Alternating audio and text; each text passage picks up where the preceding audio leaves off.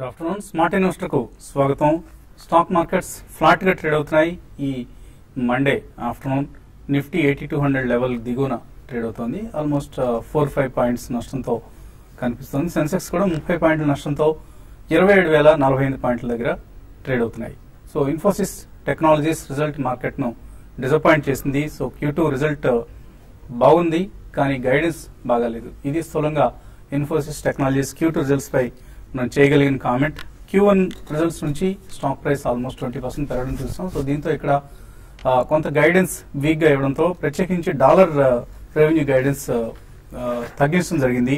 దీంతో Infosys stock price లో correction ఫలితంగా ఓవరాల్ మార్కెట్ డైరెక్షన్ లో కూడా కొంత వీక్నెస్ కనిపిస్తుంది ఇక్కడ.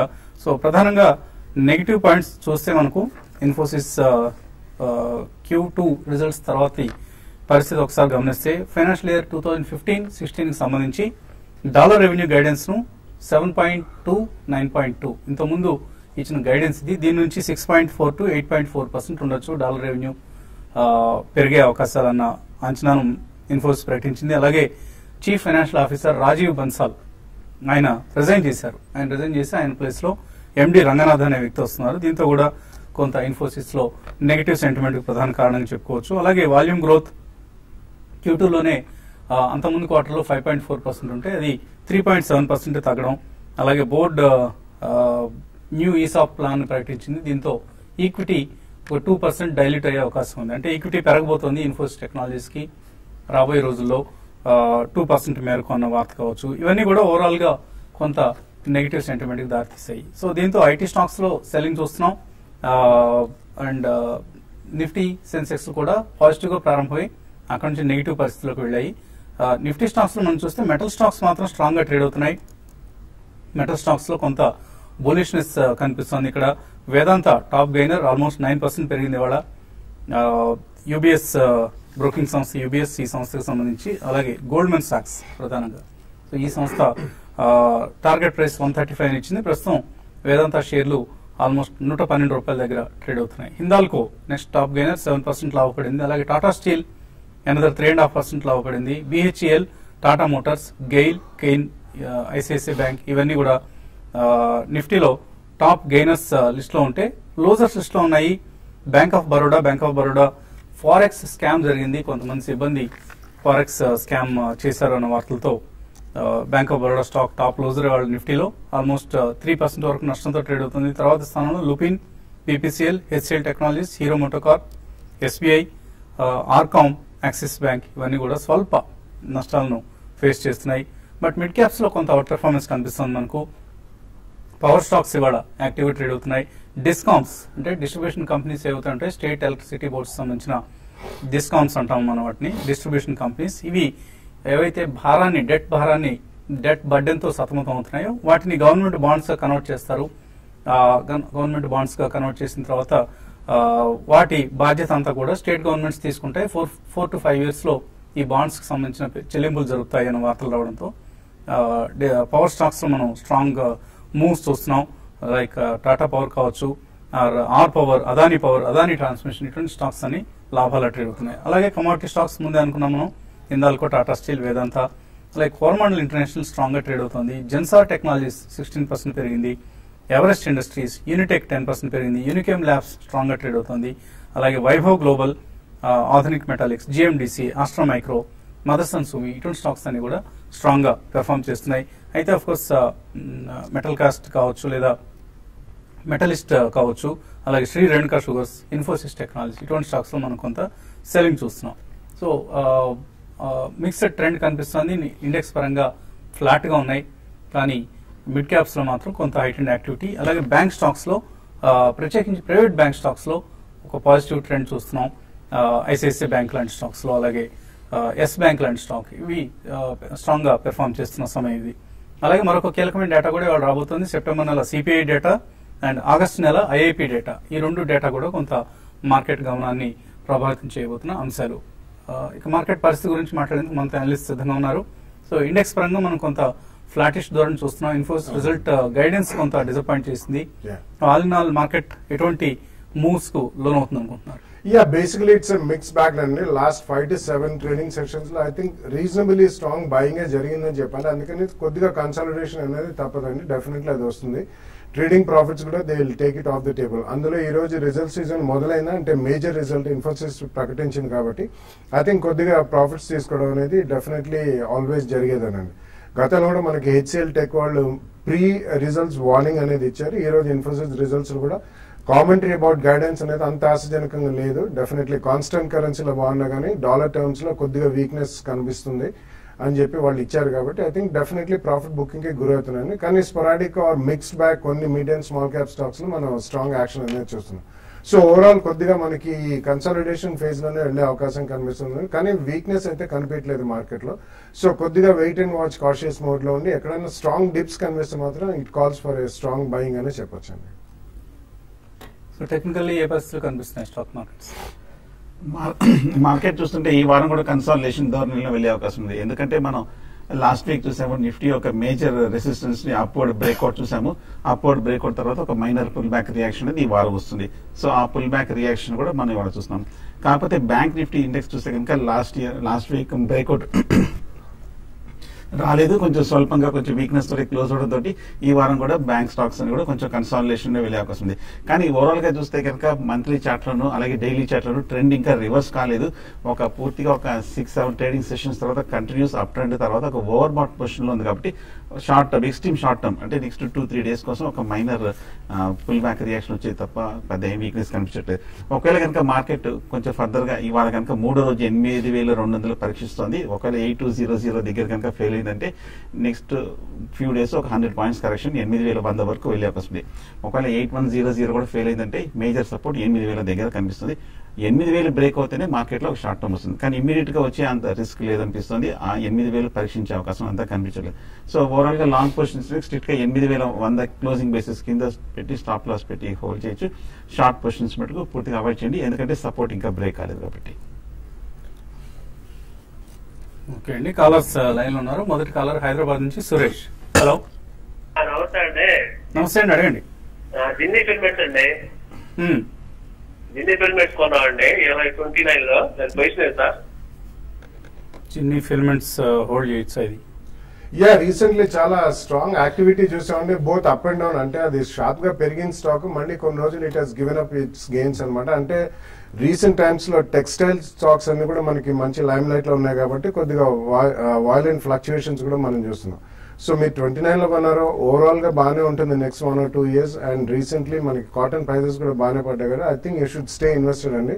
బట్ స్మాల్ క్యాప్ స్టాక్స్ కాబట్టి వైల్డ్ ఫ్లక్చుయేషన్స్ అనేవి ఉంటాయి. But just carried forward next 1 or 2 years లో I think you should be able to make good money. తర్వాత కలర్ లైన్ లో ఉన్నారు హైదరాబాద్ నుంచి వాణి. హలో. అడగండి వాణి. సార్, టీసీఎస్ రిజల్ట్స్ ఎలా ఉండబోతున్నాయి సార్? టీసీఎస్ రిజల్ట్స్ ఎలా ఉండబోతున్నాయంటే మనం చెప్పడం కష్టం అండి. మార్కెట్ అంచనాలు అయితే పాజిటివ్ గా ఉంటున్నాయి, ఎందుకంటే Q1 కంటే కొంచెం బెటర్ గా ఉంటాయి Q2 రిజల్ట్స్ అన్న అంచనా బోత్ ఇన్ఫోసిస్ అలాగే టీసీఎస్ సంబంధించి కూడా ఉంది. రిజల్ట్స్ బాగానే ఉంటాయండి. కాకపోతే ఇవాళ ఇన్ఫోసిస్ రిజల్ట్ లో మనం చూసినట్లు గైడెన్స్ వీక్ గా ఉంటే మాత్రం చేయలేనిది ఏమి ఉండదు. టీసీఎస్ స్టాక్ కూడా హ్యామరింగ్ అంటే అమ్మకాల ఒత్తిడికి గురయ్యే అవకాశం ఉంటుంది. సో కేర్ఫుల్ గా ఉండండి. యూఫోరియా అయితే ప్రస్తుతానికి కొద్దిగా సద్దుమణిగింది ఐటీ స్టాక్స్ సంబంధించి. ఇవాల్టి ఇన్ఫోసిస్ రిజల్ట్స్ తర్వాత మేబీ Q3 Q4 రిజల్ట్స్ సంబంధించి గైడెన్స్ కోసం అందరూ ఎదురు చూస్తున్నారు. అది టీసీఎస్ కావచ్చు, ఈవెన్ హెచ్సిఎల్ టెక్ కావచ్చు, ఇతర ఐటీ స్టాక్స్ ఏవైనా కావచ్చు. హైదరాబాద్ నుంచి గౌతమ్. హలో. గౌతమ్ అడగండి. హలో. హలో, అడగండి గౌతమ్. నమస్తే అండి. నమస్తే, అడగండి సార్. నా దగ్గర హెచ్ఎస్ఐఎల్ యావరేజ్ ప్రైస్ 314 లో ఉన్నాయండి. అండ్ ఎల్డర్ ఫార్మా నేను 2 years బ్యాక్ 400 లో తీసుకున్నాను అండి. 2-3 years బ్యాక్, చాలా రోజుల క్రితము. అవి మళ్ళీ మనం 130 లో యావరేజ్ చేశాను. అది హోల్డ్ చేయాలన్నా ఎల్డర్ ఫార్మా ఏం చేయాలా? దాన్ని లాంగ్ టర్మ్ ఉండగలనండి. Okay. Yeah, I think Elder Pharma, I think it's better to come out only ఎందుకంటే అందులో there are some restructuring loans అవన్నీ ప్రక్రియ జరుగుతుంది. అండ్ ఎల్డర్ ఫార్మాకు ఉన్న మెయిన్ లైన్ ఆఫ్ బిజినెస్ వాళ్ళు టొరెంట్ కమ్మి ఆల్మోస్ట్ 2 years బ్యాకే అమ్మారండి. So I think residual business అంత ఆశాజనకంగా లేదు. So they are having some debt problems కూడా. సో ఐ థింక్ కొద్దిగా స్పర్ట్ వచ్చినప్పుడు అందులోంచి బయటకు వచ్చేసేయండి మీరు. Probably Granules on a weakness you can buy Granules అండి. It could be a proper fit. తర్వాత హెచ్ఎస్ఐఎల్ గురించి అడిగారు. రీసెంట్లీ లాస్ట్ 1 week 10 days లో అది చాలా స్ట్రాంగ్ పర్ఫార్మెన్స్ మనం చూస్తున్నాం. ఆల్మోస్ట్ అబౌట్ 295-300 జోన్ దాకా వచ్చింది. ఇట్స్ ఎ గుడ్ కంపెనీ అండి. Definitely you can stay invested అండి. నెక్స్ట్ 1 or 2 years లో I think you should be able to make good money. So last 1 or 2 quarters బాగాలేకపోయినా last few days లో చాలా strong performance ఉంది. And ఈ స్వచ్ఛ భారత్ లో they are one of the main beneficiaries కాబట్టి తప్పకుండా హోల్డ్ చేయండి. తర్వాత కాలర్ అస్సాం నుంచి రమణ. హలో సార్, నేను మనపురం 34 రూపీస్ అప్పుడు తీసుకున్నాను సార్. అది బాగా ఇప్పుడు 20కి 24 అలా వచ్చింది. ఏమైనా తీసుకోవచ్చు ఈ టైంలో మళ్ళా? మనపురం ఫైనాన్స్ ఎవరైనా చేసుకోవచ్చు. ఇక్కడ ఫ్రెష్ బయింగ్ అయితే ఉందండి. టెక్నికల్ చూస్తే కనుక ఇంకా వీక్నెస్ కనిపిస్తుంది. యాజ్ ఇట్ ఈస్ మటుకు మనపురం ఫైనాన్స్ కొంచెం అవాయిడ్ చేయడం మంచిది.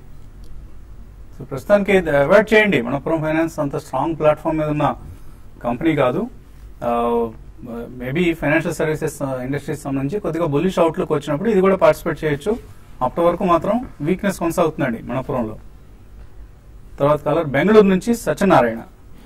లక్ష్మీనారాయణ అడగండి. లక్ష్మీనారాయణ సార్ నమస్తే సార్. సారీ ఇది పర్సనల్ కొంచెం చాలా కొంచెం మనం చూస్తే ఏదో మీరు కొంచెం నా డౌగా కనపడుతున్నారు సార్. నాకేం తెలియదు. Sorry very sorry to about it.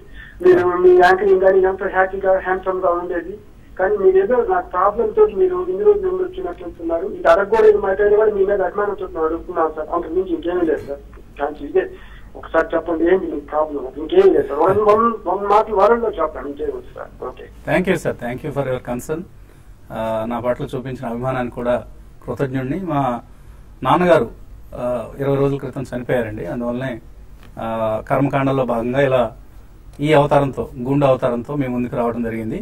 So అది కారణం, అంతమించి వేరేం లేదు. నేను కూడా దుఃఖం నుంచి కోలుకున్నాను. ఏమీ ఆందోళన చెందాల్సిన అవసరం లేదు. I'm fine now.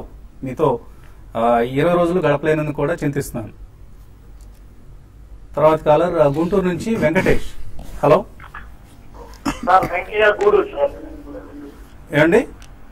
గూడూరు అడగండి. అడగండి అడగండి సార్, ప్రశ్న అడగండి.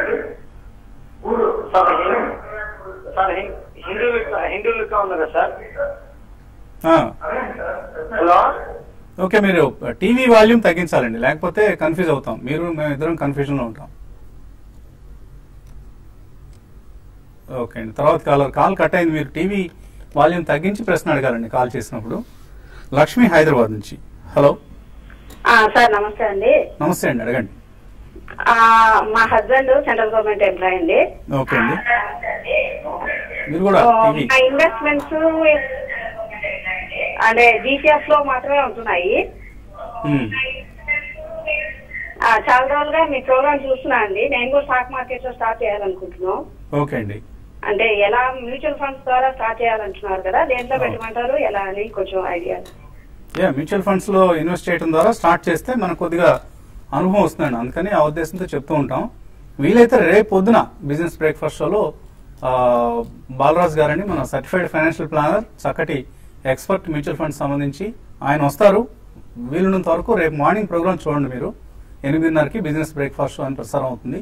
అందులో మ్యూచువల్ ఫండ్స్ సంబంధించి ఆయన చక్కటి సలహాలు ఇస్తూ ఉంటారు. వాటిని ఫాలో అవ్వండి, మంచి రిటర్న్స్ వస్తాయి. మేబీ మీ పిల్లల కోసం కావచ్చు, మీ కుటుంబ అవసరాలు, ఆర్థిక అవసరాల కోసం ఇక్కడ నుంచి సేవింగ్స్ చేయటం అనేది ఉత్తమమైన పద్ధతి అవుతుందండి. తర్వాత హైదరాబాద్ నుంచి రాజు. హలో నమస్తే అండి. నమస్తే అండి, అడగండి రాజు. సార్, నా దగ్గర ఎల్ఎన్టీ 1520లో ఉంది సార్. మారికో 420లో ఉంది. ఏం చేయాలి అది? Okay, so L N T and Marico రెండు హోల్డ్ చేయొచ్చు. డెఫినెట్లీ రెండు కూడా చాలా స్ట్రాంగ్ కంపెనీస్ అండి. Engineering and infrastructure and also FMCG రంగంలో రెండు కూడా చాలా స్ట్రాంగ్ కంపెనీస్. కాబట్టి మీరు టైమ్ ఈజ్ ద ఎసెన్స్ అండి. ఒక్కొక్కసారి పేషెన్స్ టెస్ట్ చేస్తుంటాయి ఎటువంటి స్టాక్స్, కానీ నెక్స్ట్ 1-2 years లో మాత్రం మంచి డబ్బులు వస్తాయి. సో కరెంట్లీ ఉంచండి. అడిషనల్ గా కూడా కొనాలనుకుంటే రిజల్ట్స్ అయిన తర్వాత మీరు కొనొచ్చండి.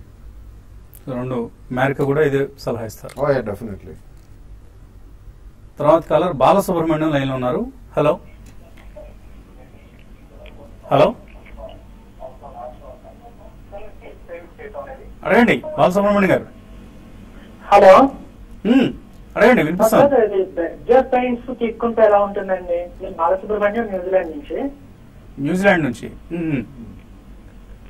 Very good. న్యూజిలాండ్ నుంచి కూడా మా కార్యక్రమాలు వీక్షిస్తున్నారు. ధన్యవాదాలు. కాల్ చేశారు ఆయన.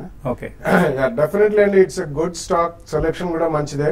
అండ్ జనరలీ మనకి ఇప్పుడు already holiday season and festival season and పోను ఈ స్మార్ట్ హౌసింగ్ కానివ్వండి, అఫోర్డబుల్ హౌసింగ్, వీటన్నిటి కూడా దీస్ ఆర్ ఆల్ ప్రాక్సీస్ అండి. Among the top 3 companies Berger paints is a good company. First price point లో మీరు straight away you can go and buy అండి. Recently crude oil కూడా బాగా పడ్డది కాబట్టి ఇన్పుట్ కాస్ట్లు కూడా తగ్గుతాయి. So one of the strong brand name companies and paint ఇండస్ట్రీలో among the top 3. Please go and buy in 2 price points. So consumption stocks అంటారండి, వీటన్నిటిని కూడా కన్స్యూమర్ డిస్క్రిషనరీ స్టాక్స్ అంటారు. ఇటువంటి స్టాక్స్ లో నెక్స్ట్ 3 to 5 years పర్స్పెక్టివ్ తో కనుక invest చేస్తే బెస్ట్ రిటర్న్స్ వస్తాయి. అలాగే ఈమెయిల్ సందేహాలు వచ్చాయి మనకు. మధుకర్ అడుగుతున్నారు క్యాపిటల్ గెయిన్స్ ట్యాక్స్ గురించి అడుగుతున్నారు. క్యాపిటల్ గెయిన్స్ ఎలా కంప్యూట్ చేయాలి, షేర్లో ప్రాఫిట్ వస్తే దాని ఆర్ ఈవెన్ లాస్ వస్తే కూడా ఎటువంటి ట్యాక్స్ పే చేయాల్సి వస్తుంది? ప్రాఫిట్స్ అంటే 2 రకాలుగా ఉంటాయండి. అవి షార్ట్ టర్మ్ క్యాపిటల్ గెయిన్స్ అంటారు. అంటే మీరు డెలివరీ తీసుకుని విదిన్ 1 year కనుక అమ్మితే 15% short term capital gains attract అవుతుందండి. అదే మీరు ఏదైనా డెలివరీ తీసుకుని 365 days తర్వాత మీ డిమాట్ అకౌంట్ లోని 1 year తర్వాత అమ్మితే క్యాపిటల్ గెయిన్స్ లాంగ్ టర్మ్ అనేది 0 అండి, ఏముండవు. సో ఒకవేళ మీరు లాస్లు వచ్చిన షార్ట్ టర్మ్ లో మీరు ట్రేడింగ్ చేసి లాస్ వచ్చినా కానీ మీరు తప్పకుండా రిటర్న్ ఫైల్ చేస్తే ఆ లాస్లు ఏవైతే మనం డిక్లేర్ చేస్తామో నెక్స్ట్ 8 years దాకా మనకి సెట్ ఆఫ్ చేసే ఇది ఉంటుందండి, ఫెసిలిటీ ఉంటుంది. కాబట్టి డెఫినెట్లీ లాస్ వచ్చినప్పుడు చాలా మంది చేయరు. It's a good question. కాబట్టి లాసెస్ వచ్చినా కానీ మీరు తప్పకుండా లాస్ రిటర్న్ ఫైల్ చేసుకోండి. So short term capital gains or capital loss ఏదైనా ఉంటే మీరు దాన్ని రిటర్న్స్ లో రిఫ్లెక్ట్ చేయడం ఆల్వేస్ బెస్ట్ స్ట్రాటజీ అవుతుందండి. ఇన్ఫాక్ట్ అది లీగల్లీ చేయాలి కూడా, అందరూ చాలా మంది చేయరు, బట్ చేయటం అనేది ఉత్తమమైన పద్ధతి అండి. కమిన్స్ ఇండియా 1114 రూపాయల్లో షార్ట్ టర్మ్ కోసం కొన్నారు. మాధవీలత హోల్డ్ చేయొచ్చా? అందుక్రితం బాగా బులిష్ అయిన తర్వాత ఈ మధ్య లాస్ట్ 1 month గా చూస్తే కనుక 1230 రూపాయల నుంచి 1000 రూపాయలు 50 రూపాయల వరకు పడి ఇప్పుడే కొంచెం స్వల్ప రికవరీ చూస్తున్నాము. ఇంచుమించు రీసెంట్ లో దగ్గర తీసుకున్నారు. హోల్డ్ చేయండి. లాస్ట్ 1 week లో బాగా కొంచెం కన్సాలిడేషన్ అయ్యి పెరుగుతున్న స్టాక్. షార్ట్ టర్మ్ అయితే హోల్డ్ చేయండి, స్ట్రిక్ట్ గా స్టాప్ లాస్ తోటి. నాగిరెడ్డి మేఘమణి ఆర్గానిక్స్ 29 రూపాయల్లో కొన్నారు 6 months బ్యాక్. లాస్ బుక్ చేయమంటారా? I think you should stay invested అండి. కొంచెం అది స్ట్రాంగ్ కరెక్షన్ అనేది అయింది మనకి. అంటే లాస్ట్ ఇయర్ అది విపరీతంగా పెరిగిన స్టాక్ అండి. స్ప్లిట్ అయిన తర్వాత they're into dyestuffs, agrochemicals అన్నింటిలో ఉన్నారండి. ఈవెన్ పిగ్మెంట్స్ కూడా చేస్తారు వాళ్ళు. కొద్దిగా టైం పడుతుంది, బట్ మేనేజ్మెంట్ పరంగా కానీ స్టాక్ పరంగా కానీ డీసెంట్ కంపెనీ కాబట్టి హోల్డ్ చేయండి. స్వాతి అడుగుతున్నారు అలంబిక్ లిమిటెడ్ కొందాం అనుకుంటున్నారు, 1000 షేర్లు ఈ రేట్లో కొనుక్కోవచ్చా 1 year కోసం? టెక్నికల్ గా ఇదే రేంజ్ లో లాస్ట్ 6 months గా కన్సాలిడేషన్ అవుతుంది. ఈ లెవెల్లో కొంచెం 40 రూపీస్ దగ్గర స్ట్రాంగ్ బేస్ ఏర్పడింది. ఈ లెవెల్లో టెక్నికల్ గా అయితే సపోర్ట్ ఏర్పడింది కాబట్టి బై చేయొచ్చు.